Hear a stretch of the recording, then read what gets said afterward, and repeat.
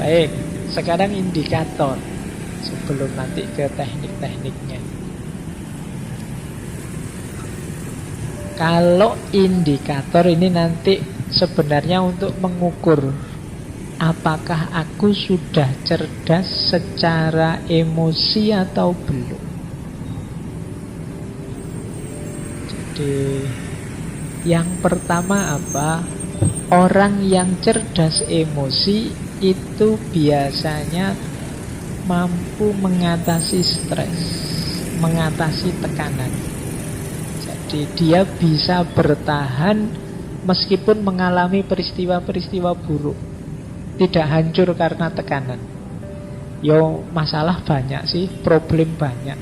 Pak, saya itu sudah terancam DO, kemudian uang habis, kos-kosan belum bayar, kemudian pacar lari misalnya.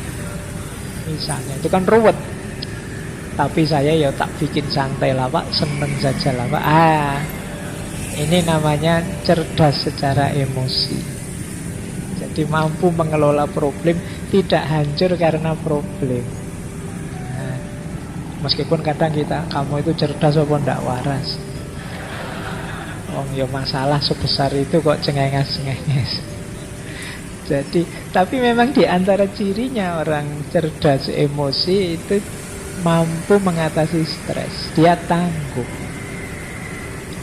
Yang kedua, daya tahan dirinya kuat. Jadi mampu menahan diri. Saya siap melekan hari ini demi besok tulisanku selesai. Ini kemampuan daya tahan diri.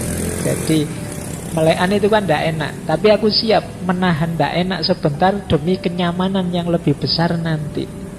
Ini orang cerdas emosi. Sudahlah, saya tahan saja dimarah-marahi dosen, yang penting nanti ditandatangani lah. Ini lumayan emosimu, cerdas secara emosi. Paling nanti dosennya lah ya bosen-bosen sendiri sama saya. Lama-lama ya ditandatangani. Nah, ini ciri kedua. Jadi orang yang cerdas emosi itu punya daya tahan diri yang bagus, punya ketangguhan, keuletan, kesabaran mengikuti proses. Saya tahu tidak ada yang instan, maka ya saya ikuti prosesnya. Ini mampu mengendalikan diri. Yang ketiga, orang cerdas emosi itu mampu mengelola suasana hati seperti yang dia inginkan. Biasanya orangnya tenang. Ada masalah ya, tapi bukan berarti aku harus gelisah. Ada problem ya, kadang-kadang ya sedih, kadang-kadang ya ruwet hidup ini, tapi ya tenang saja. Nah, kalau bahasanya agama kan mutmainnah. Jadi batinnya sudah stabil. Apapun yang terjadi tidak belok-belok sudah, tidak naik turun lagi. Ini orang yang cerdas secara emosi. Yang keempat, mampu motivasi diri. Tadi sudah dijelaskan ya, bagaimana orang tidak perlu pendorong dari luar dirinya untuk melakukan sesuatu. Yang kelima, mampu memahami orang lain lewat empati. Dan yang keenam, mampu bergaul dengan baik. Kok punya teman pintar sekali bergaul, di mana-mana disukai. Ini berarti kecerdasan emosinya tinggi. Berarti apa teman-teman? Melatih kecerdasan emosi itu sebenarnya melatih untuk melakukan 6 hal ini. Yang pertama, latihan untuk tangguh, tidak runtuh meskipun banyak masalah yang menekan kita. Yang kedua, latihan mengendalikan diri, menahan diri. Yang ketiga, latihan tenang, latihan mengendalikan suasana hati. Yang keempat, mampu memotivasi diri kita untuk melakukan sesuatu tanpa butuh pendorong, tanpa butuh pamrih dari luar diri. Yang kelima, mampu empatik, memahami orang lain di posisinya. Dan yang terakhir, mampu bergaul dengan siapa saja dengan cara menyenangkan, mampu tenggang rasa terhadap orang lain. Nah, ini 6 indikator orang yang cerdas emosi. Oke, nah kita sekarang ke inti teorinya. Sejak tadi belum inti, masih pengantar. Ini 4 kemampuan. Inilah nanti yang disebut kecerdasan emosional. Ini kalau digambar ya model tabelnya begitu. Saya tidak tahu nanti yang hanya mendengarkan rekaman suaranya, tidak ada gambarnya. Semoga bisa membayangkan ya kotak-kotaknya itu. Jadi emotional intelligence itu unsurnya 4 tadi ya. Kesadaran diri dan pengaturan diri dan kesadaran sosial serta pengaturan relasi dengan orang lain. Jadi 2 yang pertama itu namanya personal competence, kemampuan personal. 2 yang terakhir namanya social competence, kemampuan sosial. Ini kayak kuliah beneran ya kalau kayak gini slide-nya. Dianggap kuliah saja. Jadi kesadaran, kita sadar emosi kita dan mampu mengelolanya. Kita sadar sebagai makhluk sosial dan mampu mengelolanya. Sebenarnya kuncinya itu yang disebut kompetensi personal dan kompetensi sosial. Yang sadar itu namanya what I see, apa yang harus aku lihat, apa yang harus aku penuhi. Kalau yang pengaturan itu what I do, apa yang harus aku lakukan. Jadi yang disadari dan yang dilakukan, baik sehubungan dengan diri kita sebagai pribadi maupun diri kita sebagai makhluk sosial. Sederhananya itu sebenarnya kecerdasan emosi itu. Nah, sekarang kita gali satu demi satu. Kesadaran diri itu cirinya 4. Yang pertama tadi ya, mampu mengenali emosi dalam diri kita. Saya itu rasanya sekarang kayak gimana sih? Itu bisa. Saya Pak rasanya capek Pak, bosen Pak, lelah Pak, jenuh Pak, dan lain sebagainya. Ini mampu mengenali emosi. Terus menerima diri apa adanya. Kan sulit kadang orang itu susah menerima dirinya. Menganggapnya dirinya baik terus. Tidak sadar kadang-kadang ya banyak jelek-jelek. Jadi tahu dan menerima. Saya baru sadar misalnya, saya kalau ngaji kok ngadep sana terus ya, tidak pernah ngadep sini. Nah, jangan-jangan ada yang tidak beres ini di emosinya. Misalnya ada dorongan-dorongan tidak sadar ngadep sana misalnya. Nah, ini diterima dulu. Iya ya, mestinya ya tidak begitu. Mestinya ya ngadep ke sana juga, ngadep teman-teman cowok-cowok yang di sana. Kok saya ngadep sini terus ya misalnya. Nah, dan itu bukan harga mati. Berarti kan besok ngajinya ngadep sana juga lah, tidak ngadep sini. Tapi diterima dulu. Kalau orang denial, menyangkal, enggak kebetulan saja ngadep sini. Biasanya juga tidak begitu. Misalnya menyangkal. Kalau menyangkal tidak ada perbaikan. Terimalah bahwa kita itu memang bisa keliru, bisa salah, bisa tidak pas. Emosi kita bisa meleset. Untuk selanjutnya diperbaiki. Termasuk self-awareness itu percaya diri. Nah, cuma percaya diri sesuai kenyataan diri kita. Hari ini kan banyak orang itu memotivasi kita. Pokoknya kamu bisa deh, kamu bisa deh. Ya, tapi yo harus sadar kenyataan juga. Misalnya, wah saya pengen 2024 tak nyalon presiden ya. Wah terus bisa pak, yo.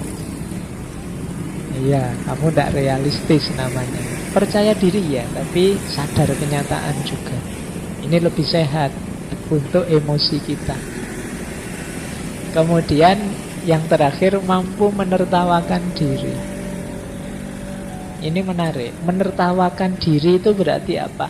Aku menerima bahwa aku ini banyak kekurangan juga, ada salah, ada khilafnya juga. Meskipun aku ya tidak putus asa. Ini kan terus menertawakan diri. Bodoh banget yo aku ini. Gitu. Saya sering kalau mahasiswa itu di kelas diperintah apa tidak bisa, itu malah ketawa. Harusnya kan sedih, dia malah ketawa. Tidak bisa ya pak, tidak mampu ya pak. Kan sering begitu. Jadi kamu sudah baca belum baca ya pak, terus ketawa. Tidak apa-apa loh, anggap saja itu menertawakan dirimu. Kadang-kadang kan aku heran, loh kamu ketawa, yang diketawain siapa? Oh mungkin dirinya sendiri, bahwa betapa konyolnya aku, betapa tidak bertanggung jawabnya aku. Tidak masalah, jadi salah tidak membawa putus asa, tapi membawa penertawaan diri bahwa aku ini memang belum baik, aku ini memang belum bagus, saatnya untuk diperbaiki. Nah ini ciri-ciri orang sadar diri. Nah, strateginya apa untuk membangun kesadaran diri? Yang pertama, ayo merenungi nilai-nilai hidup. Kesadaran diri itu selalu gandeng, selalu bersama dengan nilai-nilai hidup. Orang bisa memvalue dirinya itu kan dasarnya nilai yang dia pegang. Aku kok marah, padahal harusnya aku ini penyabar loh. Dalam hidup ini yang lebih utama itu sabar. Loh sabar itu nilai yang kita yakini utama. Sehingga ketika kita marah berarti kita keluar dari nilai yang kita yakini. Loh aku kok ngamuan, padahal aku ini orang Islam. Katanya Islam itu rahmatan lil alamin, cinta damai. Berarti meleset yang aku lakukan ini. Loh, itu kesadarannya muncul karena kita sadar nilai.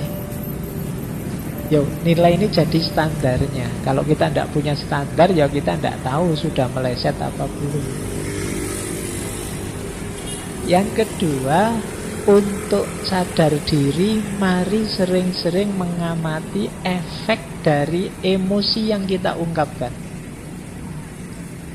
Saya marah-marah tadi loh, kira-kira ada baiknya tidak sih? Aku maki-maki tadi kira-kira positifnya apa ya? Coba sekali-sekali teman-teman melakukan itu. Apa sekedar kelegaan perasaan saja? Tidakkah itu menyakiti orang lain? Tidakkah itu menambah masalah saja? Tidakkah itu memutus silaturahim persaudaraan? Ini namanya memperhatikan efek dari emosi. Kita itu sering demi kelegaan sesaat mengorbankan nilai-nilai yang jauh lebih tinggi, lebih besar. Ini berarti kita belum cerdas secara emosi. Biarlah aku menahan diri meskipun dia maki-maki aku seperti itu. Asal kita tetap bersaudara, tidak apa-apa lah. Ini kan tidak enak, tapi demi nilai yang lebih tinggi, kepentingan yang lebih besar. Kemudian penting juga kita pahami apa atau siapa yang bisa menekan tombol. Ini istilahnya menekan tombol. Ini ada teman kalau ngomong nyelekit, ketemu yang kayak gini nih biasanya aku mudah terpancing marah. Jadi kita waspada. Awas ini anak cerewet yang tadi. Itu kita tahu dia yang bisa menekan tombol kita. Atau bukan orang tapi peristiwa, atau apapun itu. Jadi kita terus waspada, ngerti ini yang bisa mancing aku jadi meleset, ini yang bisa mengarahkanku jadi kacau. Kemudian cari feedback yang bagus. Ya manusia itu ada keterbatasannya, termasuk ketika kita membaca diri kita sendiri. Seringkali tidak objektif. Yang jelek kita anggap baik dan lain sebagainya. Maka pendapat orang, komentar orang perlu kita cari juga. Jangan-jangan kita merasa ngomongnya sudah baik, ternyata menyakiti orang. Ini namanya feedback. untuk dapat feedback yang baik, kita perlu teman yang dipercaya. Cari teman yang bisa dipercaya. Kemudian tetapkan tujuan. Saya harus lebih baik, saya harus lebih sabar, saya harus lebih pemaaf, saya harus lebih santun ngomongnya. Ini namanya ada tujuan. Biasanya orang itu kalau ada tujuan lebih mudah untuk diwujudkan. Kemudian yang terakhir, jangan menunggu atau menunda. Nah, jangan. Iya Pak, yang disampaikan Pak Faiz itu menurut saya penting, bagus. Tapi ya besok lah Pak, masa. Nah, itu namanya nunggu-nunda. Ada banyak hal yang kita tunda-tunda terus. Mungkin kalau kebaikan yang kita ketahui sudah kita jalankan semua, itu kita sudah bisa jadi superhero harusnya. Tapi kan sebagian besar kita tunda. Mau bantu orang besok saja, mau belajar nanti saja kalau sudah. Akhirnya ya banyak yang keteteran. Kita tidak jadi cerdas secara emosi karena ditunda terus. Kemudian manajemen, self management, menata diri. Kalau sudah mengenali diri, sekarang menata diri. Menata diri ya cirinya 4. Yang pertama, kontrol dan pengarahan. Saya mampu marah, saya mampu sayang, saya mampu jengkel, saya mampu takut, dan lain sebagainya. Cuma menggunakannya pas, itu namanya mampu kontrol. Kemudian ciri orang yang bisa self-management itu berpikir sebelum bertindak. Mikir dulu, jangan pukul dulu, mikir belakangan. Dibalik. Jadi dipikir dulu, apapun yang mau dilakukan coba dipikir dulu. Itu namanya kemampuan self-management. Berintegritas, dapat dipercaya. Jadi orang yang teguh pada prinsip, pada nilai, pada pendiriannya. Ini namanya orang yang berintegritas. Dan dia dapat dipercaya. Jangan takut dengan saya jujur kok. Saya kalau disuruh jaga rahasia, ya saya jaga beneran. Nah, ini namanya berintegritas. Kemudian mampu beradaptasi menghadapi keragaman. Seperti tadi ya, seperti sabuk. Tadi kita lentur menghadapi perubahan-perubahan situasi. Ini ciri orang yang self-management, mampu menata diri. Strateginya 4 untuk memudahkan self-management. Yang pertama apa? Kendalikan self-talk. Self-talk itu vonis kita, penilaian kita, rayuan kita pada diri kita sendiri, itu self-talk. Jangan sering-sering bilang, aku kok begitu ya, dasar bodoh. Nah, ini self-talk. Nganggap dirinya sendiri bodoh. Jadi bicaralah yang baik-baik terhadap dirimu, karena itu akan jadi mantra yang membentuk. Jadi kalau teman-teman membaca diri, aku masih bisa lebih baik, daripada bilang pada dirimu, aku ini orangnya jelek. Nah, jadi ini penting self-talking. Kita itu sering mensugesti diri kita secara negatif. Dan biasanya ya ke situ nanti diri kita terbentuk. Siapa sih saya ini Pak? Saya itu hanya remah-remah. Iya, kan sering kemarin anak-anak bilang begitu. Ya kamu akan jadi remah-remah beneran. Akan lebih positif ya. Masih banyak hal yang belum saya mampu Pak, tapi insya Allah tidak lama lagi yang ingin saya bisa akan saya kuasai. Nah, itu kan lebih positif, membuatmu bersemangat untuk berjuang. Jadi kendalikan self-talk. Kemudian hitung sampai 10. Ini sebenarnya ada gium. Jadi hitung sampai 10 itu kalau mau melakukan apa-apa dipikir dulu.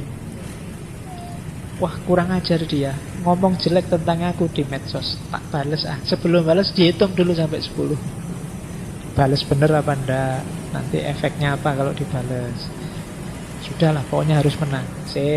Kedua, dibales tenan apa enggak, nanti sampai 10 kali coba, undur sampai 10 kali. Ini sebenarnya memberi kesempatan kita untuk berpikir dulu deh, pertimbangkan masak-masak, termasuk efeknya.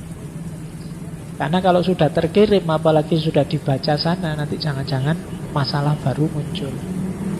Sudah terlanjur diucapkan, didengarkan orang, jangan-jangan problem baru lahir. Kalau sudah diucapkan, dia sudah menjelma jadi energi suara. Yang energi ini tidak akan hilang, tidak akan habis. Kalau itu negatif, dia akan negatif selamanya. Nah, jadi hitung sampai 10. Kalau masih kurang, hitung sampai 100. Masih kurang, hitung sampai 1000. Sampai 10.000 boleh. Pak, saya mau marah, Pak. Ayo hitung dulu sampai 100. 1, 2. Wah, tambah marah saya, Pak. Jengkel gara-gara ngitungnya tadi, Pak. Yo, ayo ngitung sampai 10.000 kalau gitu ngitung. Jadi untuk meredahkan emosi, biar pikiran jernih kembali. Kemudian ada lagi tips yang bilang banyak senyum dan gembira. Itu mencerahkan pikiran. Ya kalau kita merengut saja, kalau kita susah diajak ketawa, diajak senyum, itu biasanya sepaneng kalau bahasa Jawa. Kaku, tegang terus. Itu ndak enak. Bergaul dengan teman yang kaku kayak gini kan ndak enak. Ndak bisa diajak guyon. Dari mana, Mas? Dari belakang. Kan sulit, ndak enak. Mau kemana? Mau ke depan. Diajak guyon. Baik, ya hidup ya sekali-sekali ada sendaguronya. Butuh dalam rangka apa? Biar pikiran jernih. Kok jalan kaki saja, Mas? Emangnya mau ngerangkak apa? Marah terus kita. Oke, baik ya. Jadi banyak senyum biar segar. Ini sebenarnya analogi dari optimislah. Segala sesuatu itu tergantung caramu menanggapi kok. Apalagi yang terakhir itu, dari segala sesuatu kita bisa mengambil pelajaran yang positif. Waduh, saya salah kemarin itu, Pak. Alhamdulillah saya sekarang dapat pelajaran baru. Jadi kesalahan jadi pelajaran. Sehingga kita tidak putus asa, sehingga kita tidak sedih terus-terusan. Mungkin ini caranya Allah memberiku pelajaran, sehingga aku ngalami yang tidak enak, ngalami yang buruk. Besok semoga lebih baik lagi hidupku. Nah, ini self-management. Yang ketiga, social awareness, kesadaran sosial. Ya antara lain tadi ya, kalau tadi memahami emosi diri, kalau sekarang memahami emosinya orang lain. Mampu berempati. Saya tahu kamu sedang prihatin, sedang sedih.